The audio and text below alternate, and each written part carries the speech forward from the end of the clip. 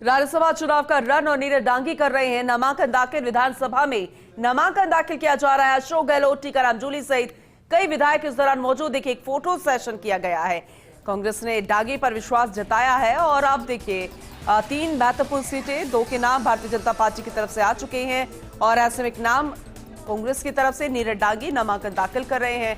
विधानसभा में नामांकन दाखिल करने की तस्वीरें और एक साथ जो फोटो सेशन हुआ है वो तस्वीरें भी आपको दिखा रहे हैं। अशोक गहलोत, टीकाराम जूली और कई विधायक इस दौरान नजर आए। बेहद महत्वपूर्ण तस्वीरें जरा देखिएगा।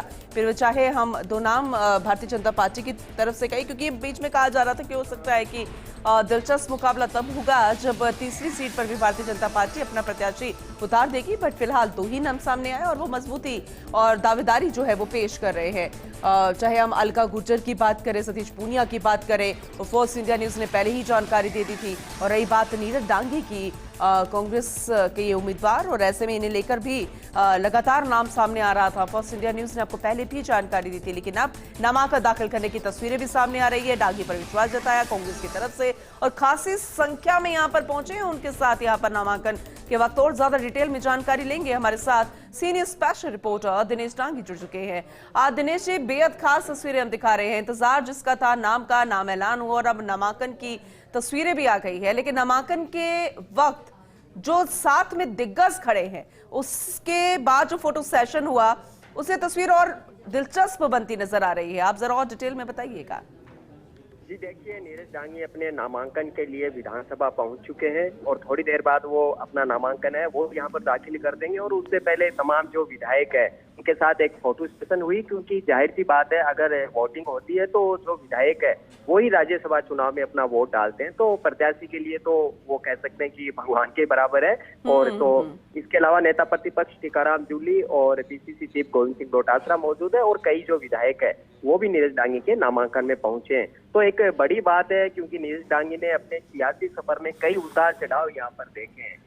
जिस तरह 3 विधानसभा चुनाव वो लगातार हारे थे, उसके बाद उनको जब अशोक गहलोत की सरकार थी, राजस्थान में कांग्रेस की सरकार थी, तो उस क्राइसिस में उनको राज्यसभा से भेजा गया था। और उसके बाद दिल्ली के अंदर उनका क्या कांग्रेस अध्यक्ष है और जो अन्य नेता है उनसे उनके कह सकते हैं कि कनेक्शन है वो अच्छे बन गए। जैसे वो खुद दलित वर्ग से आते हैं तो राष्ट्रीय अध्यक्ष मल्लिकार्जुन खड़गे वो भी दलित वर्ग से ताल्लुकात रखते हैं। और जो 7 उम्मीदवार पूनम कांग्रेस पार्टी ने खड़े करे हैं 5 राज्यों में, उनमें 2 ही रिपीट हुए हैं, एक तो मल्लिकार्जुन खड़गे और एक नीरज डांगी, और दोनों ही दलित वर्ग से आते हैं। तो ये उनके कह सकते हैं कि सियासी कैरियर में एक बड़ा अचीवमेंट यहाँ पर है। और एक मजबूत दलित वर्ग के नेताओं में अब उनकी गिनती है राजस्थान में वो होने लग जाएगी, क्योंकि ऑलरेडी एससी वर्ग से आते हैं टीकाराम जूली जो अभी नेता प्रतिपक्ष है, और अब नीरज डांगी भी उनमें शुमार हो चुके हैं। और अब आगे उनके क्या रहता है सियासी कैरियर में, किस तरह वो आगे बढ़ते हैं। लेकिन जब उनको केरलम विधानसभा चुनाव के चलते स्टैंडिंग कमेटी का सदस्य बनाया गया था, तभी पूनम ये आहट हो चुकी थी कि नीरज डांगी दोबारा रिपीट यहाँ पर हो सकते हैं। हालांकि डांगी और खड़गे के अलावा 5 नए चेहरे यहाँ पर उतारे गए और राजस्थान के 2 नेताओं को मौका मिल चुका है। पवन खेड़ा भी उदयपुर जिले से आते हैं, उनको कर्नाटका से भेजा है। वो भी कोशिश कर रहे थे कि मेरे जो होम स्टेट है, गृह राज्य से राज्यसभा जाया जाए, लेकिन वो अपने प्रयासों में कामयाब नहीं हुए। एक तरह से मल्लिकार्जुन खड़गे ने वीटो लगाया कि राजस्थान से नीरज डांगी।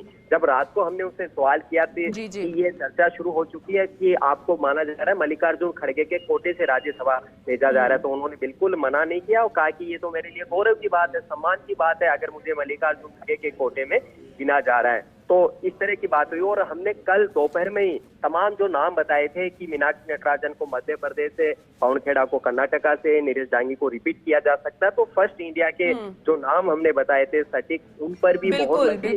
और उसके बाद अब आज अपना जो है नामांकन दाखिल हो, तो कांग्रेस के पास यहाँ पर पूनम संख्या बल बिल्कुल है और कह सकते हैं कि संख्या बल से ज्यादा सीटें हैं, तो 1 दर्जन से ज्यादा विधायक एक्स्ट्रा है। तो नीरज डांगी का दोबारा राज्यसभा बिल्कुल इसीलिए तस्वीर भी बेहद महत्वपूर्ण है। आगे भी आपको रुक करेंगे और ज्यादा जानकारी के लिए दिनेश जी आपका, और इसी खबर पर और ज्यादा जानकारी हम लेंगे। हमारे साथ एसोसिएट एडिटर नरेश शर्मा भी जुड़ चुके हैं, सीधा रुख उन्हीं के ही करते हैं। नरेश जी, शक्ति बल यहाँ पर दिखा दिया गया है, नामांकन की प्रक्रिया भी होनी है, आप जरा डिटेल में और बताइएगा।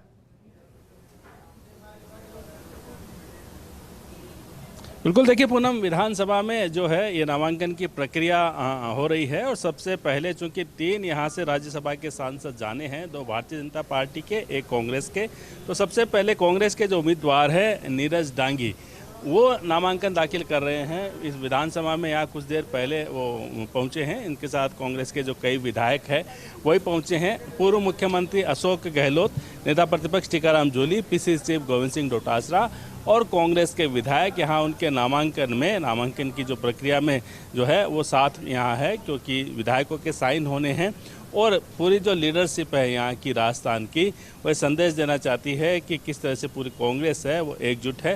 क्योंकि नीरज डांगी को दूसरी बार मौका मिला है, तो ऐसे में जो ये कह सकते हैं कि एक महत्वपूर्ण समीकरण को देखते हुए, जातिगत समीकरण को देखते हुए, कांग्रेस के मूल वोट बैंक को देखते हुए ये फैसला लिया गया था कि दलित चेहरा फिर से यहाँ से भेजा जाए। कई नामों पे मंथन हुआ था, कई नामों पे चर्चा हुई थी। एक महिला नेत्री है वो भी दौड़ में थी, पवन खेड़ा है वो दौड़ में थे, लेकिन उनको कर्नाटक जैसे मजबूत गढ़ है कांग्रेस का भी, वहाँ भेजा गया। तो राजस्थान से नीरज डांगी है, उनको फिर से उम्मीदवार बनाया गया।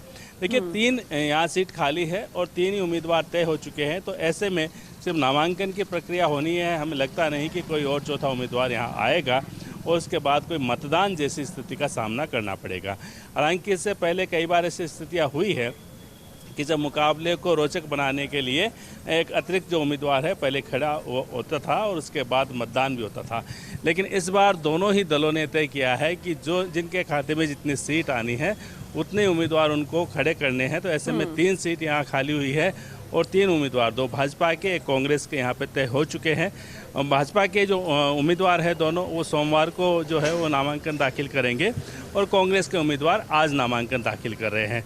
तो इस नामांकन प्रक्रिया में तमाम जो यहाँ के जो लीडर है, प्रमुख लीडर हैं, जैसे मैंने आपको नाम बताया, कुछ देर पहले अशोक गहलोत यहाँ पहुँचे हैं, टीकाराम जूली यहाँ पहुँच चुके हैं, गोविंद सिंह डोटासरा पहुँच चुके हैं और इसके अलावा जो कई विधायक है वो यहाँ मौजूद हैं। एक बार तस्वीरें आपको दिखा दें, ये जो विधानसभा है इसमें जो सचिव है, जो उनके चैम्बर में पूरा जो एक दफ्तर बनाया गया है जहाँ नामांकन की प्रक्रिया होगी। जो विधायकों ने साइन किए हैं वो यहाँ पे मौजूद रहेंगे और उसके बाद चूँकि सिर्फ नामांकन होना है और उसके बाद जब पूरी प्रक्रिया ख़त्म हो जाएगी तो उसके बाद जब पूरी जो अंतिम तारीख जो वापसी की भी तमाम चीज़ें हो जाएगी, उसके बाद विजेता की घोषणा कर दी जाएगी और उसके बाद उनको जो सर्टिफिकेट है वो जारी कर दिए जाएंगे। तो हालांकि इसमें अब ज़्यादा जो है, चूँकि सबसे ज़्यादा इंतज़ार इसी बात का था कि उम्मीदवार कौन होगा। जब उम्मीदवार तय हो चुके हैं तो अब आगे कोई ज़्यादा एक्सरसाइज होनी नहीं है, क्योंकि तमाम जो समीकरण देखते हुए, तमाम अपने जो विधायकों की संख्या देखते हुए पार्टी ने उम्मीदवार के नाम तय किए हैं। तो आज का ये जो दिन है, चूँकि राज्यसभा के मतदान की जो प्रक्रिया है, पूरी जो चुनावी प्रक्रिया है उसमें अभी दिन है, लेकिन चूँकि नामांकन आज शुरू हो रहा है तो ये कांग्रेस के लिए महत्वपूर्ण है।